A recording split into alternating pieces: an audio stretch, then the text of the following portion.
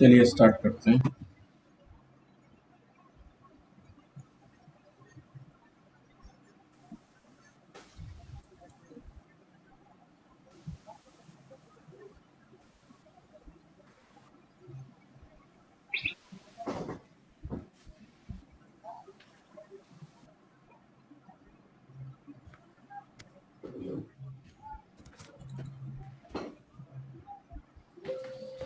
Azure fundamental है आपका 8 और 900, ठीक है।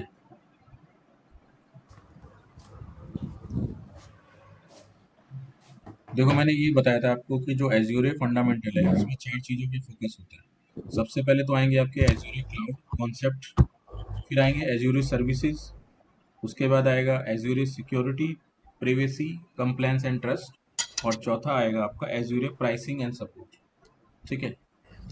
अब देखो इसमें जो कॉन्सेप्ट है, इसमें जो कोर्स होगा वो इन चारों चीज़ों पे ही फोकस होगा। तो जो एग्जाम पॉइंट ऑफ व्यू से हमारे पास जो इसका वेट है, वेटेज है, वो क्लाउड कॉन्सेप्ट का 15 to 20% वेटेज होगा। क्लाउड सर्विसेज का 30 से 35% होगा। यानी कि जो मेन फोकस रहेगा आपका प्रैक्टिकली जो चीज़ है वो क्लाउड सर्विसेज ही है इसके अंदर। बाकी जो कि जो तीन कॉन्सेप्ट हैं ये इनके ज़्यादातर जो रहेगा फोकस वो रहेगा आपका थ्योरी पे, ठीक है। तो आप ये मान के चलिए 30 से मतलब 35%, यानी कि आपको ये मान लीजिए 75% जो है आपका वो थ्योरी है, और 30% ही मान लीजिए आपका इसमें लैब। और इसमें आपको देखो 1 से 3 घंटा डेली देना पड़ेगा एजूरे पोर्टल पे, तब आपको ये सारी चीज़ें समझ में आएंगी, ठीक है।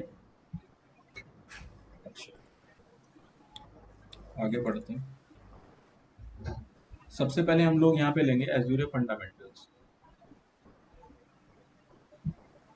तो एजूरे फंडामेंटल में क्या क्या चीज़ें हम कवर करेंगे। सबसे पहले तो हम कवर करेंगे definition of the cloud computing and benefits of the cloud computing. उसके बाद हम कवर करेंगे क्लाउड के मॉडल्स कौन कौन से होते हैं, पब्लिक क्लाउड क्या होता है, प्राइवेट क्लाउड क्या होता है, हाइब्रिड क्लाउड क्या होता है, उसमें से बेस्ट कौन सा मॉडल है, ठीक है। और उसके बाद हम देखेंगे क्लाउड की सर्विसेज। क्लाउड की सर्विसेज तीन तरह की यहाँ पे है, IaaS, PaaS और SaaS, ठीक है। तो इनके बारे में देखेंगे, ठीक है। तो ये क्लाउड के कॉन्सेप्ट है, हम लोग आगे लेके चलते हैं यहाँ पे। सबसे पहले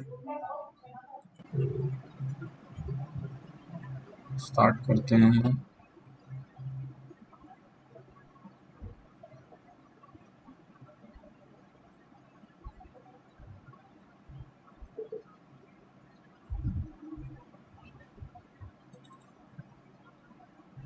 सबसे पहले मैं आपको देखो बता देता हूँ एज्यूर एक्चुअल में है किसका। एज्यूर जो है वो माइक्रोसॉफ्ट का है। तो माइक्रोसॉफ्ट कंपनी के बारे में सभी को पता है। माइक्रोसॉफ्ट जो कंपनी है उसने ये प्रोडक्ट लॉन्च किया है, इसका नाम एज्यूर रखा है, और इसका ए सिंबल है, देखो ए का सिंबल है। तो जहाँ पे ए का सिंबल देखो वो एज्यूर होगा आपका। और Microsoft Azure is commonly known as Azure, normal Azure ही बोलते हैं, माइक्रोसॉफ्ट एज्यूर कोई नहीं बोलता, एज्यूर ही बोलते हैं। तो एज्यूर जहाँ पे होगा वो माइक्रोसॉफ्ट का ही होगा, ये ध्यान रखना। और देखो एज्यूर का जो लिटरली मीनिंग है वो है bright blue colour of the cloud light sky, ठीक है। यानी कि जो ब्लू ब्लू इसका जो मेन जो है आपका ब्लू है। माइक्रोसॉफ्ट का जो एज्यूर का कलर है ये स्काई ब्लू है, तो इसका मतलब होता है क्लाउडलेस स्काई, ठीक है।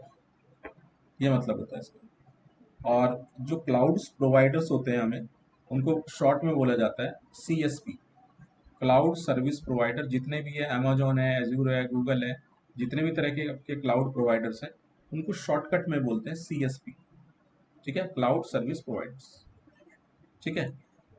अब आगे बढ़ते हैं।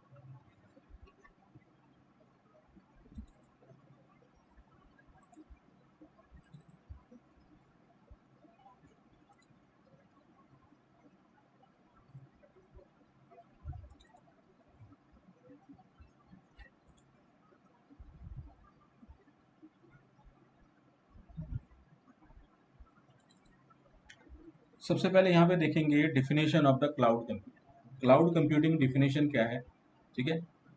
तो क्लाउड का मतलब है practice of using a network of remote servers hosted on internet. यानी कि जो ऐसा सर्वर जो इंटरनेट पे होस्ट है, या जो कुछ भी है आप क्लाउड के ऊपर स्टोर कर रहे हो या इंटरनेट के ऊपर स्टोर कर रहे हो, ठीक है, उसी को बोला जाएगा क्लाउड कंप्यूटिंग। क्लाउड कंप्यूटिंग में आप इसको क्या मैनेज कर सकते हो, डेटा को प्रोसेस कर सकते हो, ठीक है, क्लाउड के ऊपर, rather than you're using your personal computer और पीसी। आप पर्सनल कंप्यूटर पीसी को ना यूज करके जो भी डेटा प्रोसेस करके स्टोर करोगे वो रखोगे इंटरनेट के ऊपर एक होस्टेड सर्वर पे। तो होस्टेड सर्वर का मतलब है कि ऐसी जगह पे जहाँ पे आपको ये नहीं पता है एक्चुअल में डेटा कहाँ स्टोर होगा। यूजर के लिए वो अननोन है, वो जगह अननोन है कि कहाँ पे डेटा स्टोर हो रहा है, बस उसको डेटा स्टोर करने का स्पेस मिल गया, दैट्स इट, और कुछ नहीं। तो क्लाउड कंप्यूटिंग में ये हो रहा है कि आप रिमोट सर्वर्स पे अपना डेटा प्लेस कर रहे हो और वहां से डेटा को रिट्रीव कर पा रहे हो, तो वही आपकी कहती है क्लाउड कंप्यूटिंग है, ठीक है। इसका एग्जाम्पल सबसे अच्छा है ड्रॉपबॉक्स। ड्रॉपबॉक्स का नाम सुना है आपने? Hello, hello. जी जी, मुझे आ रही है आवाज, आप आ रही बोले। है ना? अच्छा मैंने माइक म्यूट किया हुआ है। अच्छा अच्छा, मैं सोच रहा कोई है ही नहीं। तो यहाँ पे मैं बात कर रहा था ड्रॉप बॉक्स की। जैसे आप देख रहे हो मेरे सिस्टम में यहाँ पे ड्रॉप बॉक्स है। तो ड्रॉप बॉक्स एक एग्जाम्पल हो गया आपका किस चीज़ का? क्लाउड कंप्यूटिंग का। अब देखो जो भी मेरे डॉक्यूमेंट है वो ऑनलाइन में स्टोर कर सकता हूँ और यहीं से जाके मैं उसको क्या कर सकता हूँ, रिट्रीव कर सकता हूँ। तो ये आपकी क्लाउड कंप्यूटिंग कहलाती है, क्योंकि डेटा जो है आपका लोकल पीसी में स्टोर ना होके क्लाउड के ऊपर स्टोर हो रहा है, यानी कि रिमोट सर्वर के ऊपर स्टोर हो रहा है, जो आप देख नहीं पा रहे हैं कि कहाँ पे स्टोर हो रहा है, ठीक है। यूजर के लिए अननोन है वो, ठीक है, वो ये नहीं पता लगा पा रहा है कि कहाँ पे स्टोर है। तो वो जो स्टोर होगा वो प्रोवाइडर के पास होगा, ठीक है। तो इसी को हम बोलते हैं क्लाउड कंप्यूटिंग। अब इसके बेनिफिट वगैरह देखेंगे। क्लाउड कंप्यूटिंग के देखो क्या क्या बेनिफिट्स हमें नजर आते हैं। सबसे पहला जो बेनिफिट है इसका वो है कॉस्ट इफेक्टिव। सबसे पहली चीज क्या है कि हम लोग क्या करेंगे, ये देखेंगे कि हमें कितना पे करना पड़ रहा है। नॉर्मली अगर हम एक सर्वर हायर करते हैं या मतलब एक सर्वर खरीद लेते हैं और उस पे अपने डॉक्यूमेंट वगैरह स्टोर करते हैं, ठीक है, तो कितना कॉस्टली पड़ता है। और अगर हम क्लाउड के ऊपर रखना है अपना डेटा तो कितना जो है आपको पे करना पड़ता है। तो ये क्या है, सबसे एक कॉस्ट इफेक्टिव मेथड है डेटा को स्टोर करने की। इसमें आपको देखो कोई भी कॉस्ट नहीं लग रही है। तो जितना आप डेटा उसमें रख रहे हो, जितना कंज्यूम कर रहे हो, उसी के लिए पे कर पा रहे हो, ठीक है ना। यू पे फॉर व्हाट यू कंज्यूम, ठीक है ना। यानी कि जो भी आप डेटा रख रहे हो, जितना भी स्टोरेज आप यूज कर रहे हो, ठीक है, उसी के लिए पे कर रहे हो, उसके अलावा नहीं पे कर रहे हो। जबकि आपने एक लोकल सर्वर लगा रखा है तो आपने उसमें 2 TB की एक हार्ड डिस्क लगा रखी है, तो आपका हार्ड डिस्क का जो खर्चा है, फिर उसकी रनिंग कॉस्ट है, ठीक है, इलेक्ट्रिसिटी है, तमाम तरह की जो चीज़ें हैं, मेंटेनेंस है उसकी, वो नहीं देनी पड़ती आपको। तो एक कॉस्ट इफेक्टिव मेथड हो, ठीक है। इसे कहते हैं no upfront cost and pay as you go. Pay as you गो का मतलब है जैसे जैसे आप स्टोरेज बढ़ाते रहेंगे वैसे वैसे आपको पे करना पड़ेगा। अगर आप स्टोरेज कम कर लेते हो तो कम पे करना पड़ेगा, ज़्यादा करोगे तो ज़्यादा स्टोरेज लेना पड़ेगा, ठीक है। तो क्या हो रहा है कि बहुत सारे कस्टमर हैं वो सेम जगह पे डेटा स्टोर कर रहे हैं, इसलिए वो कॉस्ट इफेक्टिव। एक्चुअल में क्या हो रहा है, सिर्फ हमारा ही डेटा वहाँ पे नहीं है, बल्कि लाखों कस्टमर का डेटा वहाँ पे स्टोर है।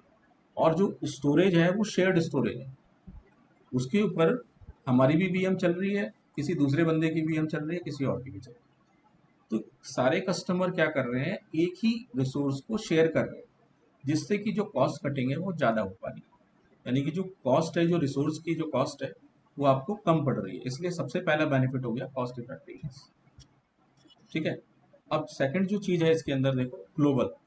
ग्लोबल है ये, यानी कि अराउंड द वर्ल्ड आप कहीं से इसको एक्सेस कर सकते हो, ठीक है, और अपने लोड वर्क लोड को शेयर कर सकते हो।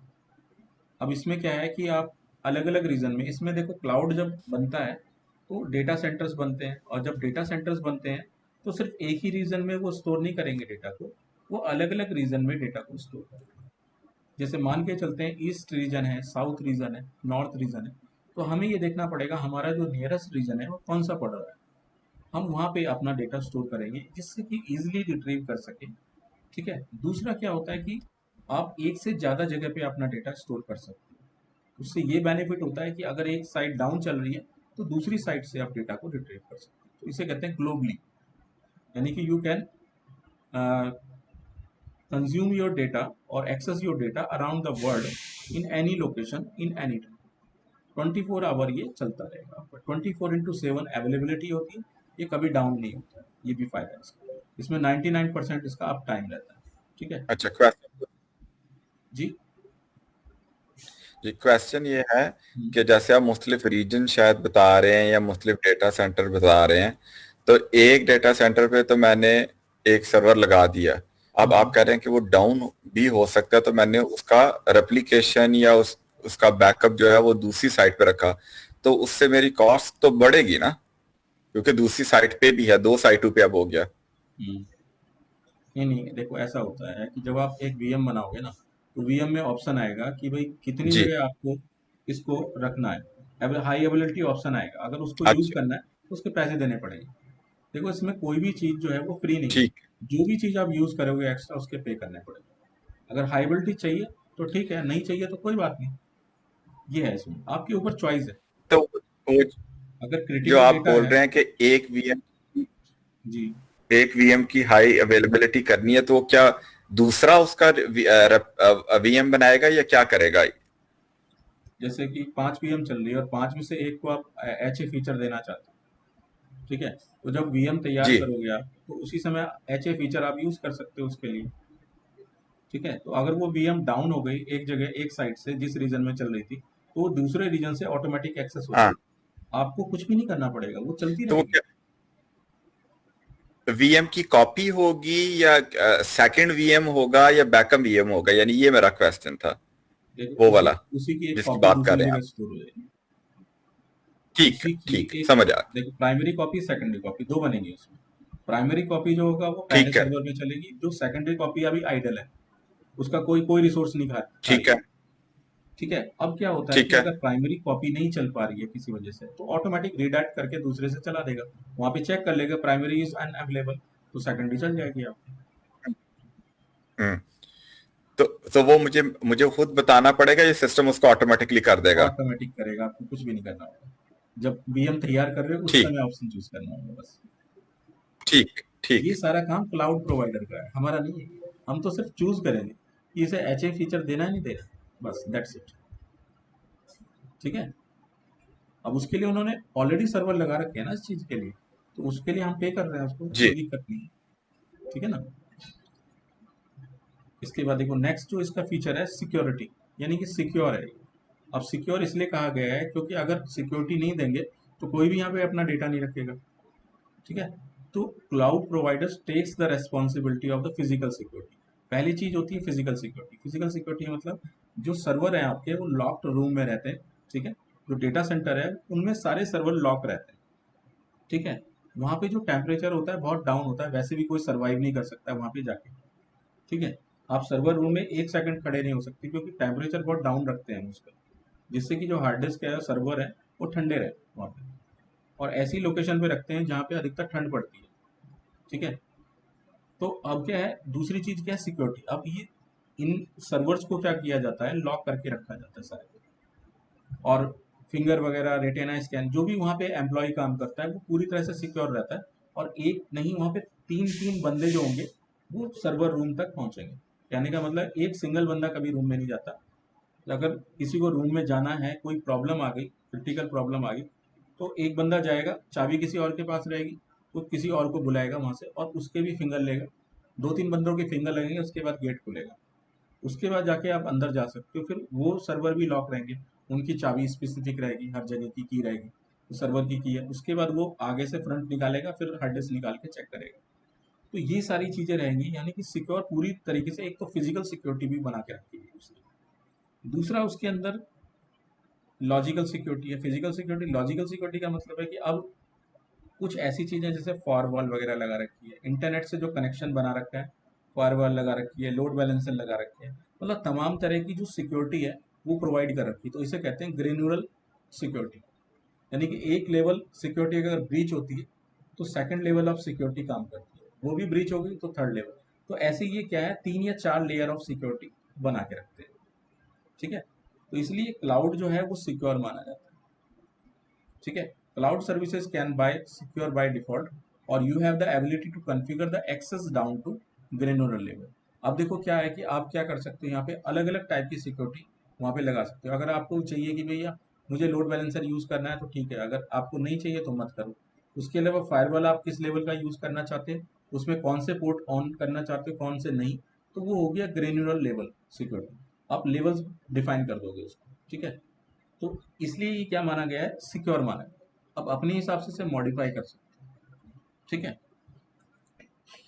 नेक्स्ट जो फीचर है इसका, ये रिलायबिलिटी है। रिलायबल का मतलब ये है कि 24 आवर 365 डेज ये ऑन रहेगा, यानी कि डाउन टाइम बहुत कम रहेगा, क्योंकि कंपनी क्या है इसके लिए पे करती है, तो उसके लिए वो मेंटेन करती है SLA, service level agreement. Service level agreement में ये लिखा रहता है कि अगर क्लाउड प्रोवाइडर ने मेरी जो वर्चुअल मशीन चल रही है, मेरा जो इंफ्रास्ट्रक्चर की मशीन चल रही है, वो कितनी देर डाउन रह सकती है, उसका एग्रीमेंट होता है। तो इसमें बाय डिफॉल्ट जो एग्रीमेंट होता है वो अलग अलग होता है, जैसे एक होता है 99.99, एक होता है 999.999, इस तरह का। 100% कभी भी अप टाइम कोई नहीं देता, ठीक है। तो इसमें क्या है कि 99% तो यही रह रही है ना, 1% या 0.1% आपकी डाउन हो सकती है, वो भी कभी कोई प्रॉब्लम आ गई तो। और उसके लिए भी क्या है, डिजास्टर रिकवरी ऑप्शन है, डेटा बैकअप ऑप्शन है, ठीक है, डेटा रेप्लिकेशन, फॉल्ट टॉलरेंस, ये सारी चीज़ें मिल के उसको रिलायबिलिटी प्रोवाइड करेगी। बैकअप तो आप जानते हो, बैकअप प्रोविज़न रखना पड़ता है हमेशा, क्योंकि जो आपका डेटा है वो, डेटा इज़ मनी, वो आपके लिए बहुत इंपॉर्टेंट है। अगर डेटा गया तो इसका मतलब क्या है कि बहुत ज़्यादा लॉस होगा, तो उस लॉस की भरपाई आप नहीं कर पाओगे। इसलिए हमेशा क्या करना पड़ता है, हमें बैकअप रखना पड़ता है किसी भी चीज़ का। डेटा बनाया है तो उसका बैकअप रखना ही पड़ेगा।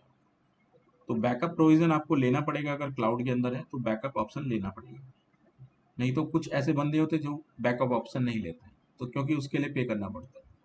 डिजास्टर रिकवरी का मतलब है कि भाई आपकी एक साइट पूरी तरह से डाउन हो गई, तो जो दूसरी साइट है आपकी, उस साइट से आप एक्सेस कर सकते हो। तो उसमें दो अलग अलग साइटें बनाई जाती हैं, ठीक है, वो डिजास्टर रिकवरी में काम आती है। एक साइट पूरी तरह से डाउन है तो दूसरी साइट से आप एक्सेस कर सकते हो एवरीथिंग।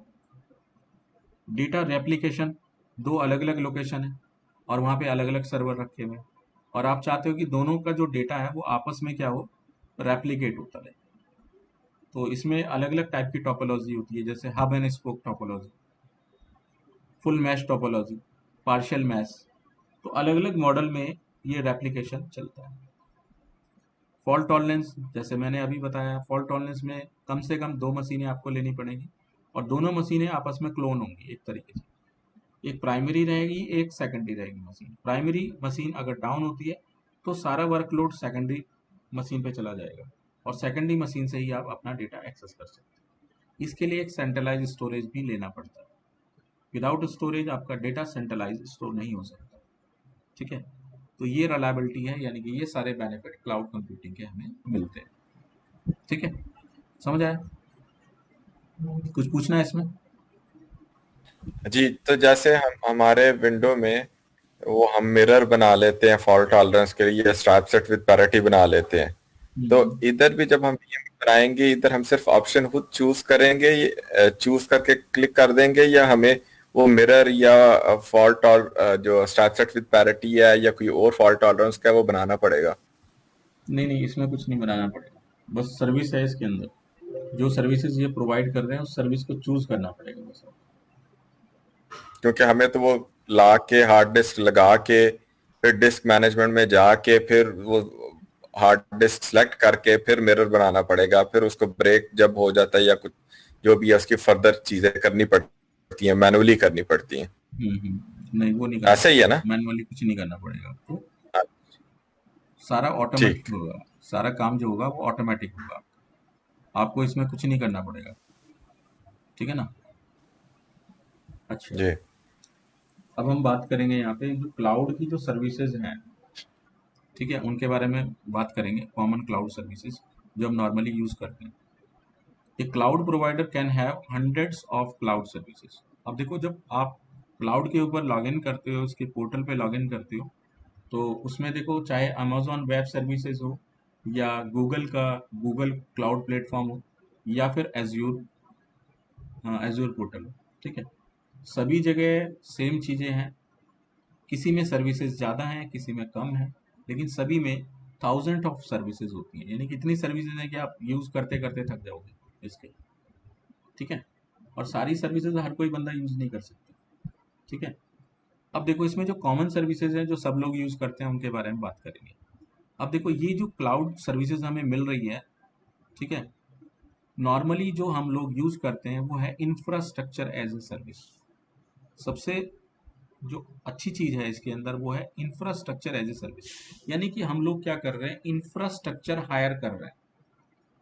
यानी कि हमने अपना सर्वर ना लगा के क्लाउड प्रोवाइडर से बोल दिया कि हमारे लिए सर्वर लगाओ। ठीक है, तो उससे क्या क्या चीज़ हम ले सकते हैं उसके बारे में डिस्कस करेंगे यहाँ पे। तो सबसे पहली चीज़ जो है कंप्यूट।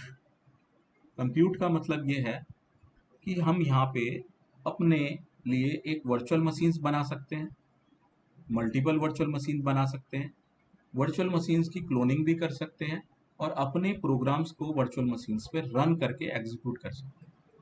अब देखो जैसे कोई सॉफ्टवेयर कंपनी है मान के चलते हैं, ठीक है, अब वो सॉफ्टवेयर कंपनी स्टार्टअप कंपनी है और वो चाहती है कि भाई हमारे जो एम्प्लॉयज़ हों वो क्या करें, एक मशीन को यूज़ करें और मशीन में मैं जो जो सॉफ्टवेयर डालूं, ठीक है, उन पे वो काम करें। एक तो ये चीज़ है। दूसरी चीज़ क्या है कि सारे सॉफ्टवेयर मुझे डले डलाए मिल जाए, ठीक है, और मुझे कुछ भी ना करना पड़े, तो भी अवेलेबल है।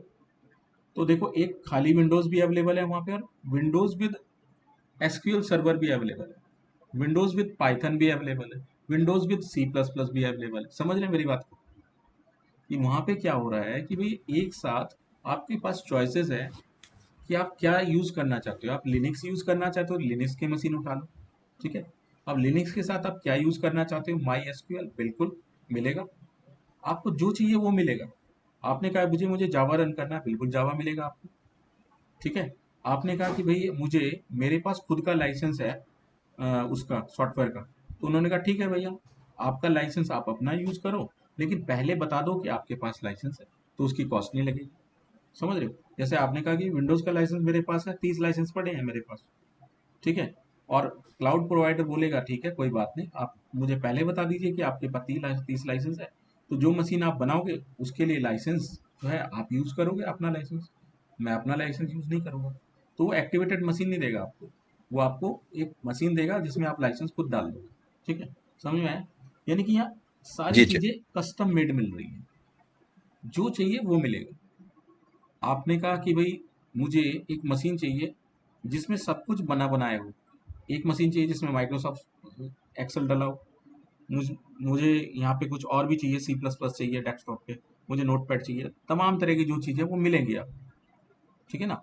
तो दैट इज़ द कंप्यूट। ठीक है, कंप्यूट का ये मतलब है सारी चीज़ें वहाँ पे आप कर सकते हो। सेकंड फीचर है इसका नेटवर्किंग फीचर्स। नेटवर्किंग फीचर का मतलब ये होता है कि भाई आप क्लाउड प्रोवाइडर से कैसे कनेक्ट होंगे, how we make the connection from your local company, मतलब your company to cloud provider.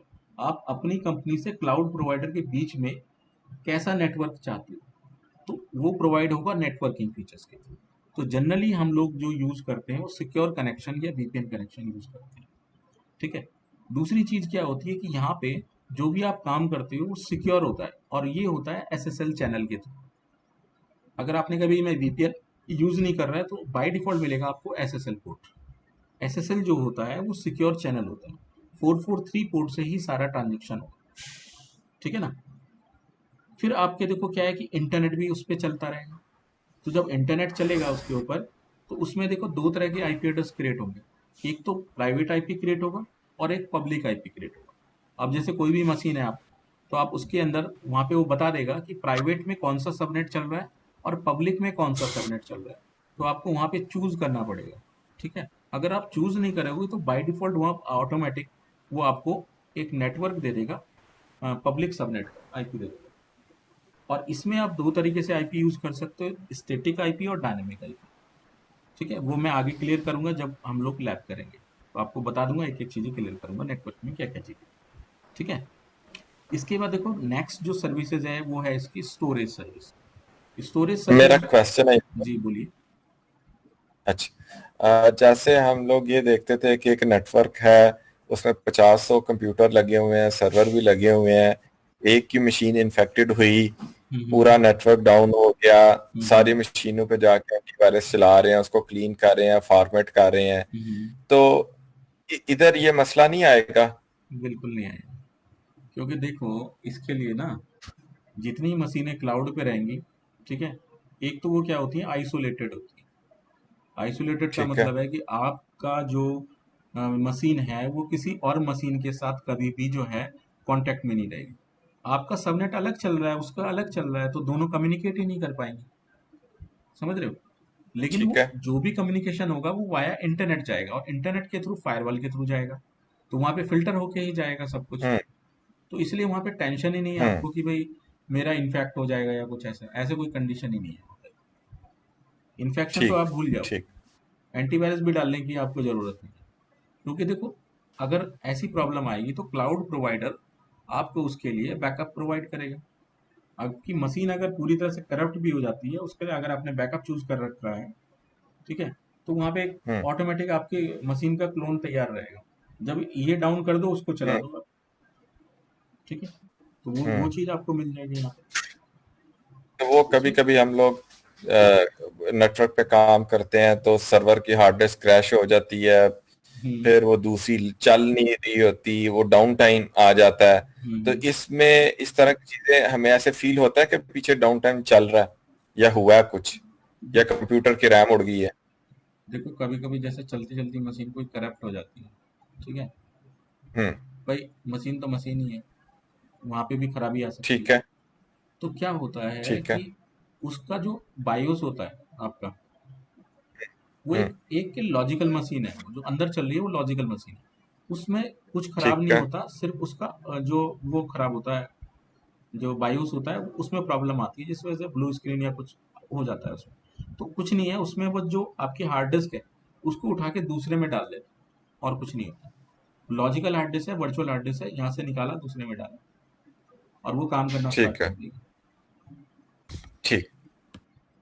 तो ऐसे नहीं कि फिजिकली आपकी भी हार्ड डिस्क खराब होगी, भी ये निकाल रहे हो उसको, फूक गई उसे फिर बदलने जाओगे, ऐसा कुछ नहीं है। वहाँ आप हॉट स्पेयर में रख सकते हो एक से ज़्यादा हार्ड डिस्क, अगर ये खराब होगी भी दूसरी है हमारे पास, लगा, तो लॉजिकल है सब, वर्चुअली है, ठीक है। तो ये उसमें एसएसडी के ऑप्शन आते हैं, एसएसडी लेनी है, प्रीमियम एसएसडी लेनी है, नॉर्मल एसएसडी लेनी है, साटा लेनी है, क्या लेनी है, तो आप उसमें हिसाब से स्पीड के हिसाब से भी चूज कर सकते हो, ठीक है, और परफॉर्मेंस के हिसाब से भी चूज कर सकते हो, ठीक है। अब ये स्टोरेज है, स्टोरेज में देखो क्या है कि आप सेंट्रलाइज स्टोरेज लेना चाहते हो, तो इसमें आपके पास एक पूल अवेलेबल होता है, ठीक है, तो उसे कहते हैं इलास्टिक पूल। इलास्टिक पूल इसलिए कहते हैं उसको कि भाई उसमें जो आपने हार्ड डिस्क लगाई है उनको बढ़ा भी सकते हो और घटा भी सकते हो, तो वो इलास्टिक पूल होता है। उसके अंदर जो हार्ड डिस्क लगी होती है वो टाइम टू टाइम उसको स्केल भी कर सकते हो, स्केल अप स्केल डाउन, दोनों फैसिलिटी है उसके। और ये जो स्टोरेज होता है आपका, ये आपके लिए डेडिकेटेड होता है, स्टोरेज की आपको अलग से चार्ज देने, ठीक है ना, जहाँ पे आप अपना सेंट्रलाइज डेटा स्टोर रखोगे। आपकी वर्चुअल मशीन्स है उसकी हार्ड डिस्क अलग है, डेटा स्टोर की अलग हार्ड डिस्क है, स्टोरेज की अलग हार्ड डिस्क है और उसकी अलग है, ठीक है ना, समझ रहे हो? ओके। फिर आपके ओके। डेटाबेस की बात करेंगे यहाँ पे। तो डेटाबेस सर्विसेज में आपके देखो अलग अलग टाइप के डेटाबेस है। आपके देखो एसक्यूएल है, नो एसक्यूएल है, माई एसक्यूएल है, ठीक है, कॉस्मो डीबी है, ठीक है, आपके कुबरनेट सर्विसेज हैं, ये सब डेटाबेस से रिलेटेड है। अब डेटाबेस जो एप्लीकेशंस होती हैं आपकी, ठीक है, वो ज़्यादा स्पेस घेरती हैं, तो हमें स्टोरेज भी चाहिए होता है, ठीक है। तो जब हम डेटाबेस बनाते हैं तो बैकअप के लिए स्टोरेज रखते हैं, हमेशा बैकअप बना के रखते हैं।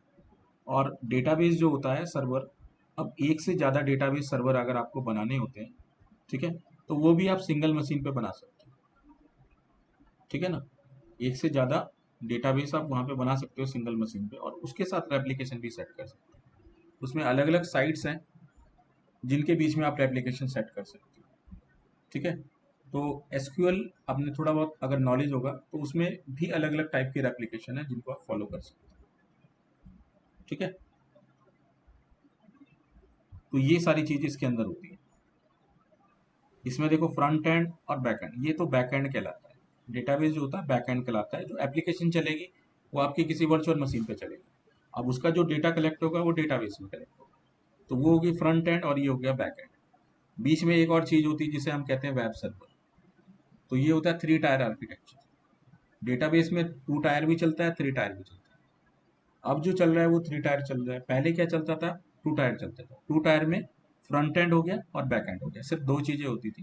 फ्रंट एंड में एप्लीकेशन आप यूज करते थे और डेटा फीड करते थे वहां से। बैक एंड में डेटा स्टोर होता था डेटाबेस में।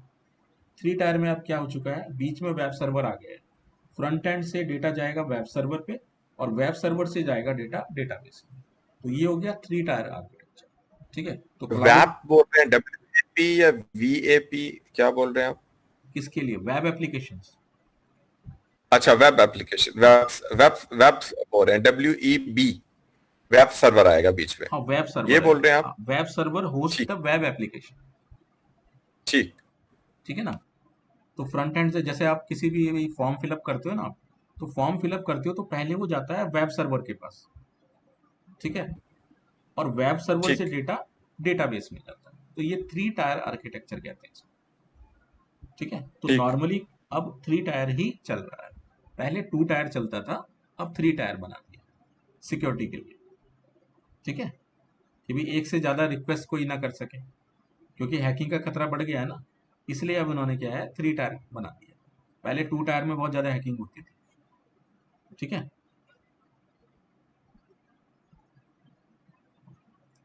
तो ये हो गई आपकी कॉमन क्लाउड सर्विसेज जो हम लोग यूज करते हैं।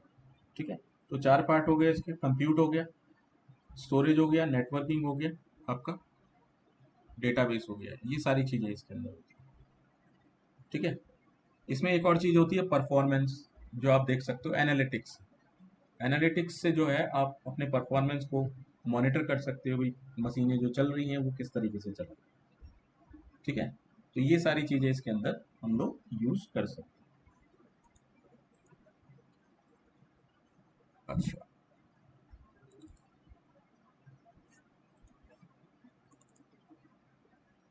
हाँ, अब देखो टाइप्स देखेंगे, types of cloud computing. Types of cloud computing का मतलब ये है कि हम क्लाउड कंप्यूटिंग को कैसे कैसे यूज कर सकते हैं। तो इसमें देखो 3 तरह के मॉडल हैं। सबसे पहले है इंफ्रास्ट्रक्चर एज ए सर्विस। देखो सबसे नीचे देखो, ये वाला इंफ्रास्ट्रक्चर एज ए सर्विस जो है वो एडमिनिस्ट्रेटर्स के लिए बनाया गया। ठीक है, एडमिनिस्ट्रेटर्स जो आईटी इंफ्रास्ट्रक्चर को यूज करेगा क्लाउड के ऊपर। ठीक है, उसे कहेंगे इंफ्रास्ट्रक्चर एज ए सर्विस। तो देखो Microsoft Azure, AWS, Oracle cloud हो गया, गूगल क्लाउड सर्विसेज प्लेटफॉर्म हो गया, ये सब आपके IaaS है, इंफ्रास्ट्रक्चर एज ए सर्विस। तो इसमें आप क्या क्या यूज कर सकते हो? देखो नेटवर्किंग फीचर्स, कंप्यूटिंग फीचर्स और डेटा स्टोरेज। अब इसमें आपको देखो क्या चीज की प्रॉब्लम नहीं है। Don't worry about the IT staff, data centres and hardware. आपको ना तो अपना हार्डवेयर लगाना है, ना ही अपना डेटा सेंटर लगाना है। ठीक है, ना ही उनको मैनेज करने के लिए आपको स्टाफ रखना पड़ेगा कि भाई मशीन में प्रॉब्लम आ गई, भाई आ जाओ सही करो, नहीं। तो आपको स्टाफ की भी चिंता नहीं है।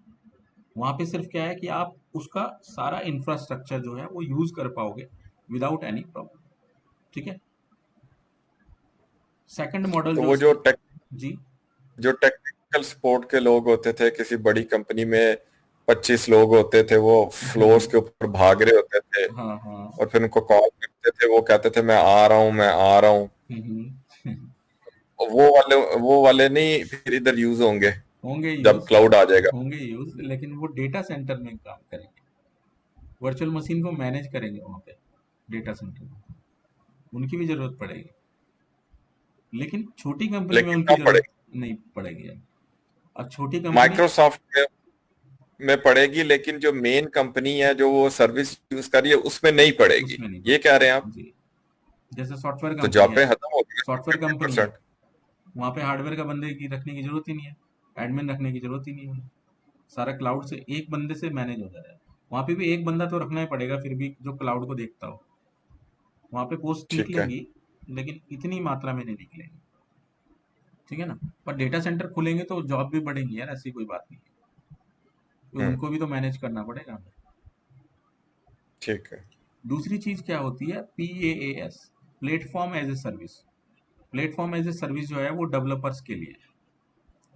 अब यहाँ पे देखो क्या फोकस हो रहा है, it is focus on the development and management of your apps. देखो क्या है, जो सॉफ्टवेयर कंपनी है वो क्या करेगी, अपने डेवलपर्स हायर कर रखे हैं उसने, और वो ये चाहती है कि भाई मुझे कोई ऐसी कॉमन सर्विस मिल जाए जिसके थ्रू मैं अपने ऐप्स डेवलप कर सकूं। उसके लिए एक प्लेटफॉर्म चाहिए। देखो क्या होता था पहले, क्या होता था, मशीन खरीदो, मशीन के ऊपर सॉफ्टवेयर डालो, सॉफ्टवेयर का लाइसेंस लो, उसके बाद उस लाइसेंस को हर मशीन में डालो, अलग अलग लाइसेंस, उसके बाद डेवलपर बैठाओ, डेवलपर कोडिंग करेगा, कोडिंग के बाद वो कोड कहीं जाएगा, ठीक है, एग्जीक्यूट होने के लिए, टेस्ट होने के लिए, उसके बाद जाके वो कस्टमर तक पहुंचेगा। तो ये चीज होती थी।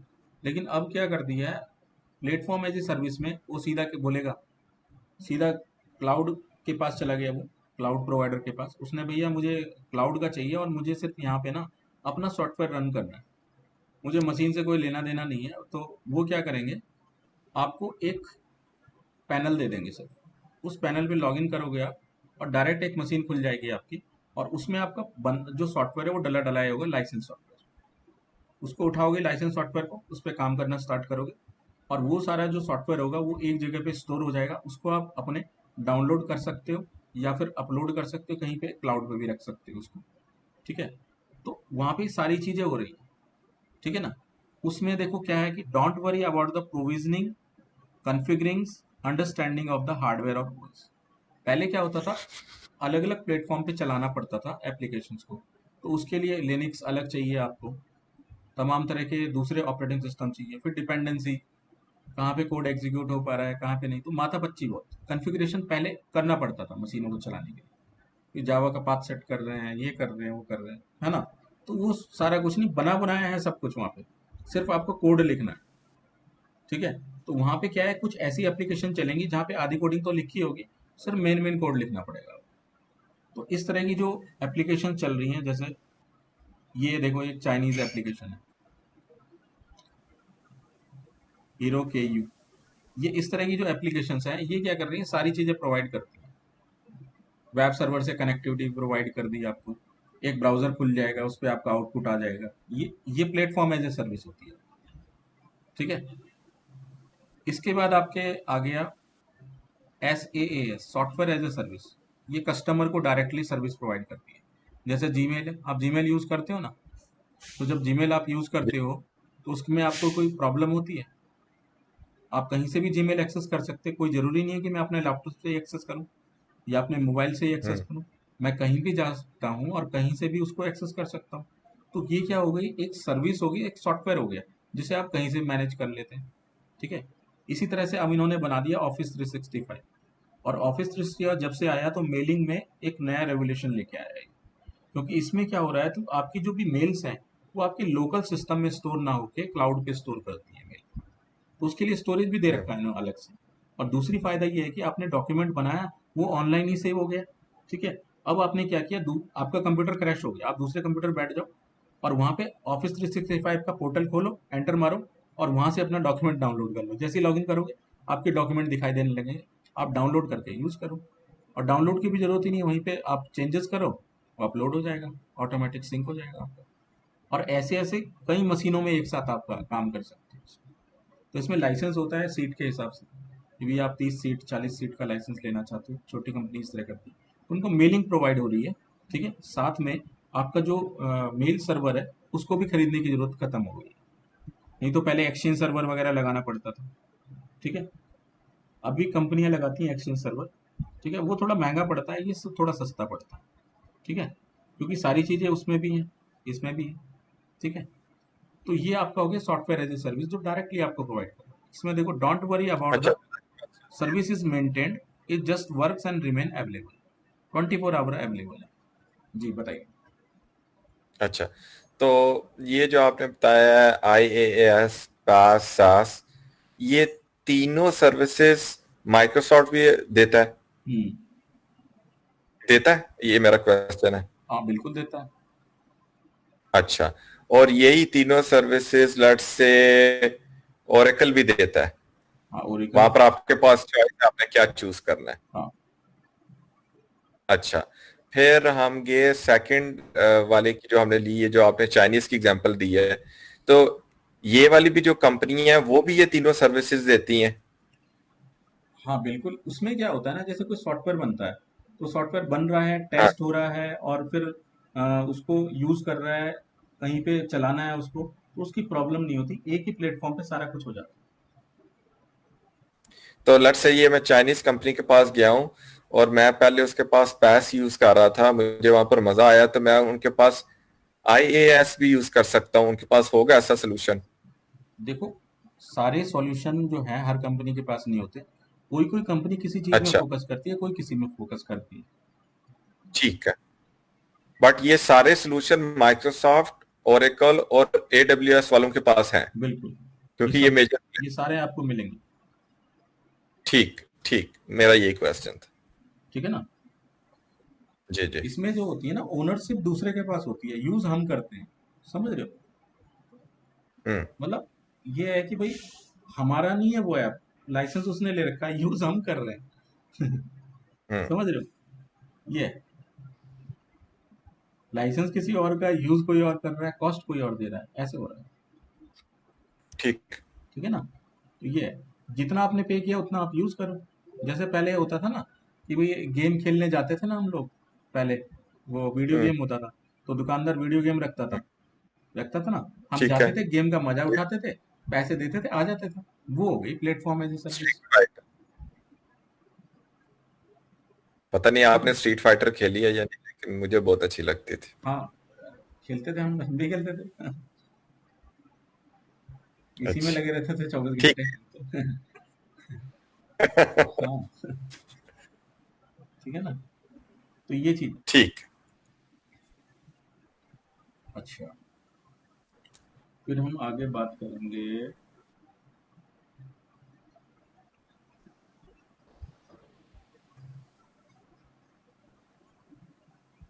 ये हो गया ना, इसकी अभी आगे बात करेंगे।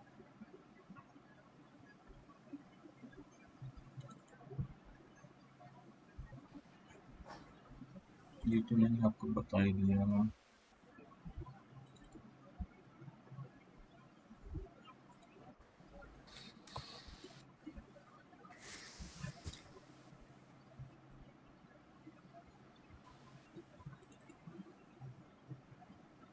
हाँ अब देखो क्या होता है कि हमारे पास जो क्लाउड होते हैं उसकी भी कैटेगरी है।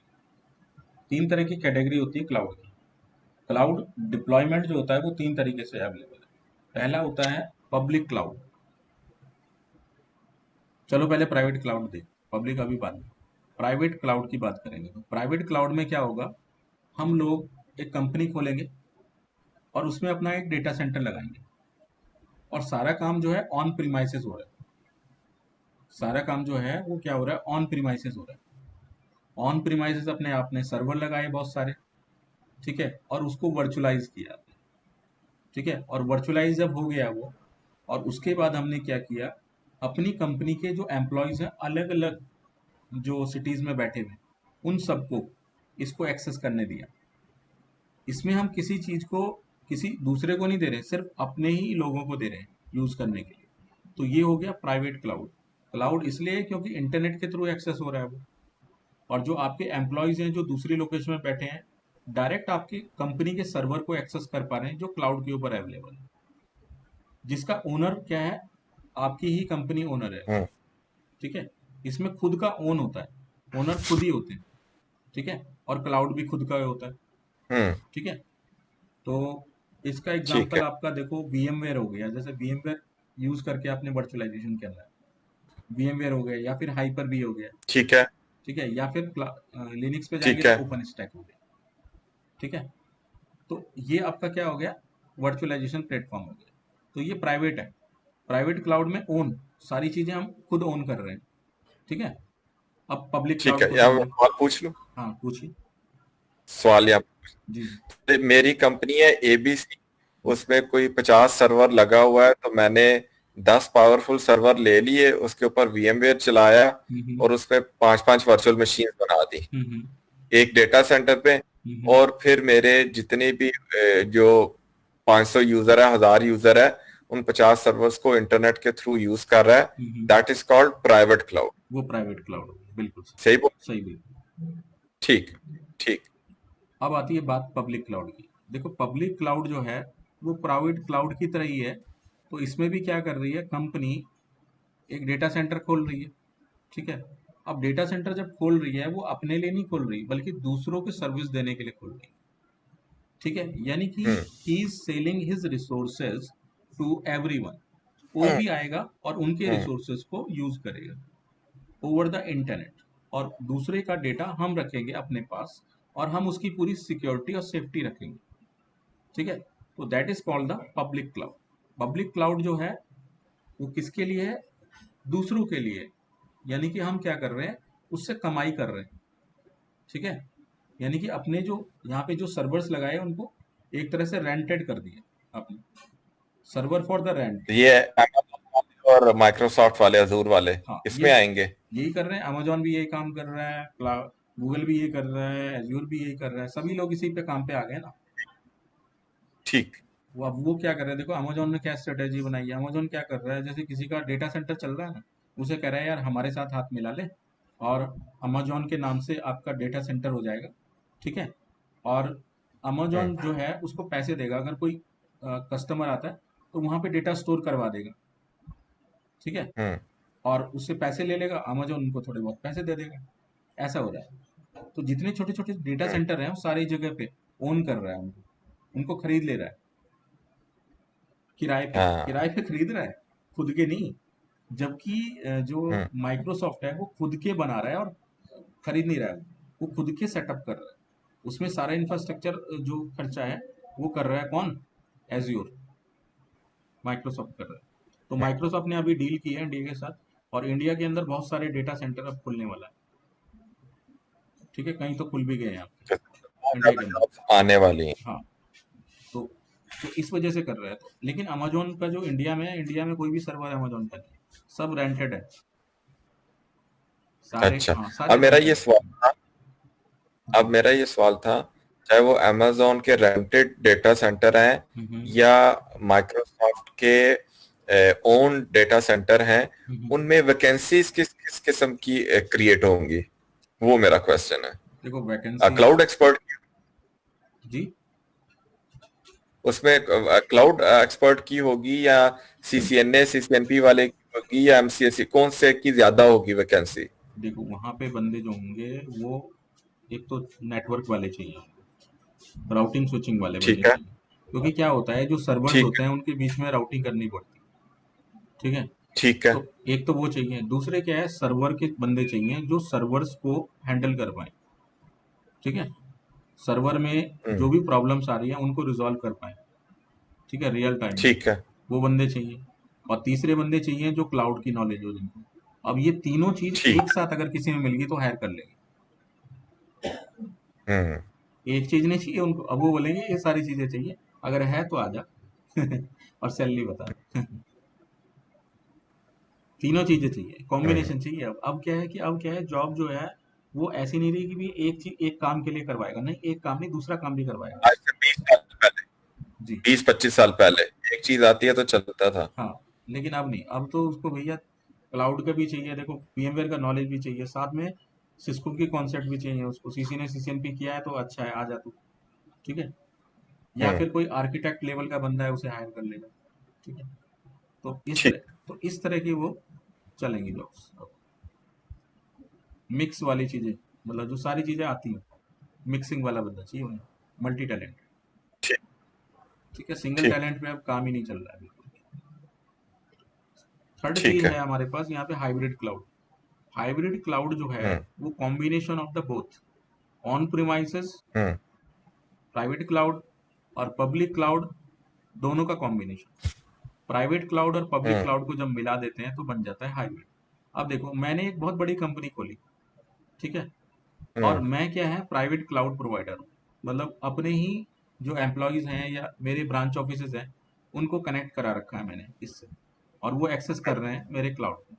तो प्राइवेट क्लाउड हो गया। अब ठीक।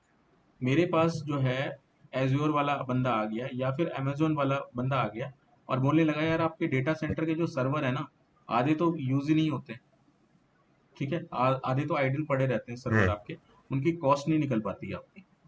तो मैं कहूँगा हाँ यार बात तो हम्म। सही है यार, मैंने इतने सर्वर लगा रखे हैं, आधे ही यूज हो पाते हैं, आधे तो डाउन ही पड़े रहते हैं, हम्म। टाइम टू टाइम चल नहीं पाते, हम्म। और कि मेंटेनेंस कॉस्ट भी मैं बियर नहीं कर पाता इतनी ज़्यादा। तो वो कहेगा ठीक है भैया हम्म। मेरे से हाथ मिला ले तुम। और अब क्या है कि जो मैं बोलूँ, मेरे जो क्लाइंट्स हैं उनका डेटा भी रख ले अपने पास, क्या दिक्कत है? तो मैं कहूँगा हाँ भैया रख ले यार, हम्म। उसका मुझे पैसा दे दे। तो अब क्या हो गया, प्राइवेट क्लाउड भी यूज हो रहा है, पब्लिक तो क्लाउड भी ये यूज हो रहा है, ठीक है। तो और ये तो काफी अपॉर्चुनिटी होनी चाहिए। कोरोना के चक्कर में कुछ लोगों ने अपने बिजनेस श्रिंक किए। हाँ। तब उन मिसाल के तौर पर 100 ब्रांचेस थी तो उन्होंने 50 कर दी हैं। हाँ। तो इंफ्रास्ट्रक्चर तो उनके पास 100 ब्रांचेस का है, हम्म। सर्वर्स वगैरह या कंप्यूटर्स वगैरह या हम्म। डेटा स्टोरेज की जो कैपेसिटी है। हम्म। तो वो इसको यूटिलाइज करके प्रॉफिट में नहीं जा सकते। बिल्कुल जा सकते हैं, दिमाग को तो कुछ भी हो सकता है, क्योंकि वो तो एक्सपेंड कर रहा है ना बिजनेस अपना, ठीक। अमेजोन, वो चाहता ही है। और ठीक। अगर वो बेयर नहीं कर पाया कॉस्ट, वो खरीद ही लेगा उसको पूरे को, समझो, ये है ना। ठीक है। अब जैसे कंपनियां हैं वो बिक जाती हैं, वो ठीक। डील सही होनी चाहिए बस, वो बिक जाएगा। हम्म। दूसरा फायदा हाइब्रिड का ये रहता है कि भाई हम क्या कर रहे हैं, हमने एक क्लाउड प्रोवाइडर से बोला कि भाई हमारे जो सर्वर्स हैं कभी कभी डाउन चले जाते हैं, तो हम आपके पास डेटा रख सकते हैं अपना। उन्होंने कहा बिल्कुल रख सकते हो, थोड़े से पैसे दे दो, ठीक है। तो मैंने क्या किया है, क्लाउड सर्विसेज भी ले रखी है बैकअप के लिए, इमरजेंसी बैकअप के लिए, कि भाई मेरी साइट पूरी तरह से डाउन हो गई और मेरे एम्प्लॉयज़ अगर डेटा एक्सेस करना चाहते हैं तो मेरा खुद का डेटा सेंटर ही डाउन हो गया, और इसकी कोई डीआर साइट भी नहीं थी, डिजास्टर रिकवरी साइट जहाँ पे मैं रख सकता हूँ। तो मैंने क्लाउड प्रोवाइडर की हेल्प ली, ठीक है, और वहाँ से मैंने टाई अप कर दिया, और मैंने अपना जो डेटा है बैकअप वहाँ रखना स्टार्ट कर दिया, ठीक है। और ऑन प्रीमाइसेस भी चल रहा है।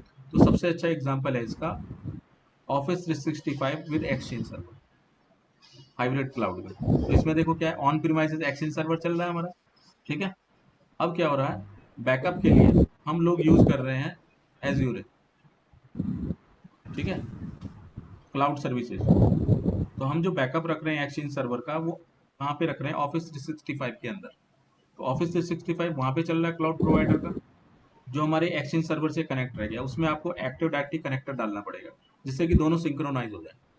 तो ऑनलाइन ऑफलाइन दोनों काम हो जाएगा। अगर आपका सर्वर ऑफलाइन हो गया, तो जो ऑनलाइन एक्सचेंज चल रहा है आपका, उससे आपके जो क्लाइंट है वो एक्सेस कर पाएंगे। तो हो गया ना फायदा, ठीक है। तो इसे बोलते हैं हाइब्रिड। तो यहाँ पर मैं एक चीज पूछूंगा। एक कंपनी है, मेरा दोस्त उधर काम करता है कुवैत जी। में, तो उनका अपना डेटा सेंटर तो है जी। और वो क्लाउड की सर्विसेज भी ले रहे हैं। जी। हम्म। तो इसका मतलब ये है कि they are in hybrid cloud, बिल्कुल करेक्ट? हाइब्रिड मॉडल पे चल रहे हैं। ठीक।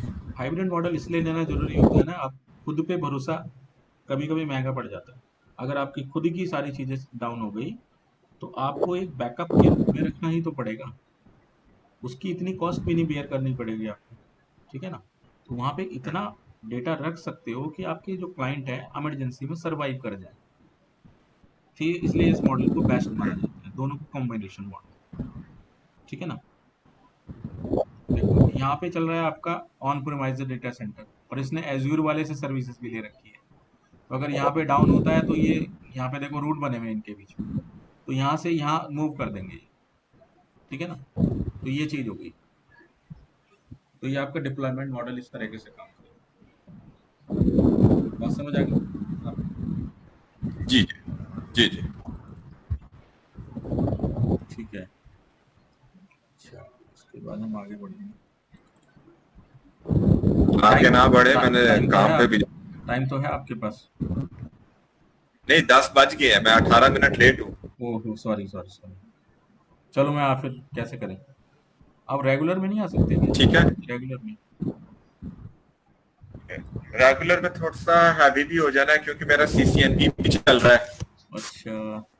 और जो चीज आपने एक दफा पढ़नी होती है आपने 2-4 दफा उसको रिपीट करनी होती है समझने के लिए। तो सीसीएनपी भी मेरा कल शुरू हुआ है, वो शाम को है, हम्म। दुबई के 5:30, वो 3 घंटे का है।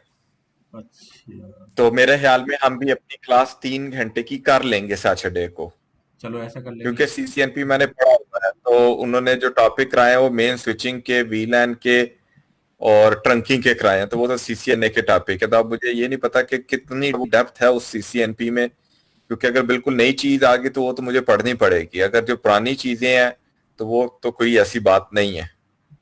नई चीज़ें तो नहीं होंगी उसमें। आपने सीसीएनपी करना है तो नहीं। हाँ जी, उसमें देखो जो भी चीज़ है ना राउटिंग स्विचिंग के अंदर, तो थोड़ा सा डीपली है। हाँ, जो अभी तक मॉडल यूज़ कर रहे थे आप, उसमें तो सिंपल आप 2-3 राउटर लेके काम कर रहे थे, लेकिन अब वहाँ पे इन डेप्थ में सारी चीज़ें करनी पड़ेंगी आपको, है ना? मैंने सीसीएनपी काफी अर्से पहले किया हुआ है। हम्म। फिर मैं ये हैवी मशीनरी रेंटल और क्रेन्स इन इन काम में था, तो इसलिए मैं आईटी से जी। टच पे नहीं। अभी मैं दोबारा उसको अपने स्किल्स को रिफ्रेश कर रहा हूँ। हम्म। सीसीएनपी मैंने 2004 में किया हुआ है, हम्म। तो बिल्कुल टोटल आईटी को खैराबाद कर दिया था। जी।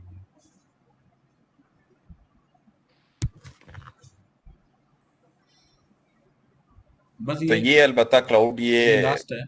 बिल्कुल दो नया है मेरे लिए। दो 2 मिनट जी जी लगेंगे बस इसको, अभी आधा तो हो ही गया बस थोड़ा जी सा। जी। इसमें कंपैरिजन देखते हैं कि हम cost, security, level of configuration और टेक्निकल नॉलेज में क्या क्या डिफरेंस है। तो देखो सबसे पहले ठीक है। पब्लिक क्लाउड में देखेंगे। पब्लिक क्लाउड जो है सबसे कॉस्ट इफेक्टिव है, पहली चीज। ठीक है। जबकि प्राइवेट क्लाउड जो है मोस्ट एक्सपेंसिव है। खुद का लगाना तो एक्सपेंसिव ही होता है। हम्म। और देखो इसमें ठीक अंगूठा है। ऊपर की तरफ है, यानी कि ये सबसे बेस्ट है। Private cloud most expensive. Hmm. Hybrid जो है इसमें देखो मिडिल, दोनों चीजें हैं इसमें, कुछ प्लस भी है कुछ माइनस भी है। ठीक है। Would be more cost effective based on what you offload to the cloud. ये डिपेंड करता भी है कितना डेटा आप रखना चाहते हो कितना नहीं रखना चाहते हो। ठीक है, वो डिपेंड करेगा इसके ऊपर। हम्म। फिर हम सेकंड चीज देखते हैं सिक्योरिटी। देखो प्राय देखो पब्लिक क्लाउड में देखो सिक्योरिटी कंट्रोल्स बाय डिफॉल्ट। यहाँ पे आपको अलग से अपनी फायरवॉल कुछ भी नहीं लगानी है, कुछ भी नहीं करना है, सब कुछ वो प्रोवाइड कर रहे हैं आपको। तो सिक्योरिटी बाय डिफॉल्ट इसके अंदर हम्म। अवेलेबल है। Might not meet security hmm. Requirements. आपको अलग से कोई रिक्वायरमेंट है हम्म। तो वो कस्टमाइज कर लो, नहीं तो इसमें हम्म। कोई जरूरत नहीं है आपको अलग से सिक्योरिटी की कुछ लगाने की। जबकि प्राइवेट क्लाउड हम्म। में आपको खुद का सारा चीज लगाना पड़ेगा। नो गारंटी इट्स सिक्योर, और ये गारंटी नहीं कि सिक्योर है, लेकिन जब यहाँ पे यूज करोगे तो ये सारी चीजें यूज करेंगे, सारे मेथड यूज करेंगे, सारे प्रिकॉशन लेंगे, लेकिन आप वो सारी चीजें अफोर्ड नहीं कर पा रहे, तो आप गारंटी नहीं दे सकते कि वो सिक्योर है। Can meet any security compliance requirement if you put in the work. यानी कि यहाँ पे जैसे आईएसओ मेंटेन होता है ना सिक्योरिटी के लिए अलग अलग, HIPPA, हम्म। या फिर आपका जो सिक्योरिटी स्टैंडर्ड कुछ है आपके आईएसओ मेंटेन है, तो वो यहाँ पे आपको लेना हम्म। पड़ता है और उसको बार बार टेस्ट करवाना पड़ता है। ठीक है, किसी हम्म। सिक्योरिटी एजेंसी से, भाई ये टेस्ट करो हमारे पास ये हमारा जो क्लाउड है सिक्योर है कि नहीं है। तो आप टीम भेजोगे वहाँ पे और उसे टेस्ट करवाओ। तो यहाँ पे ठीक। जरूरत नहीं पड़ रही, यहाँ पे पड़ रही है टाइम टू टाइम। फिर हाइब्रिड में देखो, ठीक है। You and now have to secure your connection to the cloud. Cloud का तो कनेक्शन जो है आपका सिक्योर है आपका। ठीक है। You can meet all hmm. The security requirement. अब देखो खुद के लिए तो अपनी सारी रिक्वायरमेंट मीट करोगे आप। ठीक है। लेकिन क्लाउड के लिए हम्म। आप क्या है, कोई सिक्योरिटी रिक्वायरमेंट आप मीट नहीं कर पा रहे हो। ठीक है, यानी कि वहाँ पे सिक्योरिटी लगाने की आपको कोई जरूरत नहीं पड़ रही है। तो मिला जुला हो गया इसके अंदर। थम्स डाउन का क्या मतलब थम्स है? डाउन। सॉरी मुझे समझ नहीं आया। You now have to secure your connection to the, यानी मेरी जो कंपनी है वहां से जो कनेक्शन मैंने जा रहा क्लाउड है। वाली कंपनी को हाँ। बनाना है उसकी सिक्योरिटी। हाँ, ठीक है। उसको आपको खुद ही ठीक मेंटेन करना ठीक पड़ेगा, इसलिए डाउन है। ठीक लेवल ऑफ ठीक। कॉन्फ़िगरेशन देखते हैं। देखो limited based on hmm. The what the cloud services provider expose to you. यहाँ पे देखो क्या है कि जो भी सर्विसेज दे रहा है वो चुपचाप ले लीजिए। यानी कि यहाँ पे जो सर्विस हम्म। अवेलेबल है सिर्फ उसी को यूज कर सकते हो। ठीक है। हम्म। ये चीजें आप कस्टमाइज कर सकते हो, वो लिमिटेड आपको जो सर्विस दे रखी है वो बनी बनाई सर्विस है। बस उसको जाओ यूज करो, काम करो, उसमें आप कमी नहीं निकाल सकते कि ठीक भाई है। इसमें मुझे ये नहीं मिल रहा है ये नहीं मिल रहा है। जो चीजें आप लोग इसका पैसा देना पड़ता है ये भी है। ठीक है, ठीक। तो इसलिए थंब डाउन है। यू कैन देखो प्राइवेट में you can configure the infrastructure how ever you like. अब यहाँ पे जो चीज़ें आपको चाहिए वो यूज़ करो, जो नहीं चाहिए मत करो, ठीक है। इसलिए बेस्ट है, you can get the best of the ठीक है। Both words. यानी कि ये हाइब्रिड जो है आपका, उसमें जो कॉन्फ़िगरेशन लेवल है वो दोनों आपको यूज़ करना पड़ रहा है, तो ये अपने एंड से और वहाँ से, तो ये भी आपके लिए ठीक है। हाइब्रिड अपने एंड से हम्म। जो भी कॉन्फ़िगरेशन किया है, और वहाँ से उनके एंड से तो मिल ही रहा है आपको कॉन्फ़िगरेशन, तो दोनों तरफ से ये ठीक है, हम्म। ठीक है। अब नॉलेज की बात करेंगे, टेक्निकल नॉलेज। प्राइवेट क्लाउड, हम्म। देखो, पब्लिक क्लाउड के लिए you don't need any depth knowledge of underlying hmm. Infrastructure. उस पूरे इंफ्रास्ट्रक्चर को समझने की जरूरत नहीं है, ठीक है, कि उसके बैकग्राउंड में क्या क्या चीज़ें चल रही हैं और क्या क्या चीज़ें लेनी है आपको, उसमें ज़रूरत नहीं है। बस आपको उसके पैनल को यूज़ करना है, उसके पोर्टल को यूज़ करके काम करना है, तो ज़्यादा आपको टेक्निकल नॉलेज नहीं चाहिए इसके लिए। You hmm. Need to know the depth how the configure all level of infrastructure. Private cloud बनाने के लिए आपको सारी चीज़ का इन डेप्थ नॉलेज, फिर बंदे भी लगाने पड़ेंगे उसको मैनेज करने के लिए, तो पूरा टेक्निकल आपको यहाँ पे होना पड़ेगा, ठीक है, अगर चलाना है तो। ठीक। इसलिए तो हम ठीक। डाउन है। हाइब्रिड में सारी चीज़ें देखो क्या है, you need to know in depth. यहाँ पे भी देखो, हाइब्रिड में अपने लिए और उसके लिए इन डेप्थ सारी चीज़ें देखनी पड़ रही है ना, यहाँ से कनेक्शन बनाना है उनके लिए, तो यहाँ से आपको सारी हम्म। चीज़ें देखनी पड़ेंगी, ठीक है। How to configure all level of infrastructure and about the CSP, जो क्लाउड प्रोवाइडर है उसकी सारी सर्विसेज का भी नॉलेज होना चाहिए, अपना तो होना ही चाहिए, उसकी भी ठीक। नॉलेज होनी चाहिए, तो ये आपका इनमें कंपैरिजन, ठीक है। चलिए ठीक। इतना ही करेंगे फिर आज के लिए, ठीक है। ठीक है। तो जो अगले सैटरडे की क्लास होगी हम कितने घंटे चलाएंगे, 3 घंटे या 2 घंटे? देख लीजिए, 2 घंटे काफ़ी है वैसे। ठीक है, क्योंकि मेरा ये प्रोग्राम है, इसको क्लाउड को पूरा फिर हमने खत्म करना है, जो बाकी के ट्रैक हैं, ठीक और है। इसका लेवल ऑफ डिफिकल्टी कितना आता है आप वो सारे करते अगर हैं ना, 3 घंटे भी हुए एडमिनिस्ट्रेटर तो और 3 घंटे में तो पूरा खत्म ही हो जाएगा। ठीक। ठीक है। तो ये कोई तरीका है, ये आप मुझे ईमेल करेंगे ये वाली स्लाइड्स, स्लाइड्स ताकि मैं इसके अपने स्लाइड्स नोट्स बनाऊं? मैं आपको ईमेल कर दूंगा या ड्रॉप बॉक्स में डाल दूंगा। एक ड्रॉप बॉक्स का लिंक शेयर ठीक। कीजिए, उससे आप डाउनलोड कर लेना। आपका ईमेल आईडी वही है ना? ठीक। जी जी, अशरफ वाला। ठीक है, मैं आपको देता हूँ। ठीक है, तो हम ये इसकी एक्सपेक्टेड फिनिशिंग डेट क्या है इस फंडामेंटल की? भाई ये है कि आपकी 1-2 क्लास और लगेगी, उसके बाद तो आपको प्रैक्टिकल प्रैक्टिकल करना है। थ्योरी मैं कंप्लीट कर दूंगा तो आपकी, उसके बाद तो आप बस उसको देखना है यानी आपको। नेक्स्ट सैटरडे जो है वो 26 27 है, और 2 3, तीन 2 3 तीन दो घंटे चाहिए बस इसको तक, खत्म करने के लिए। यानी कौन सी डेट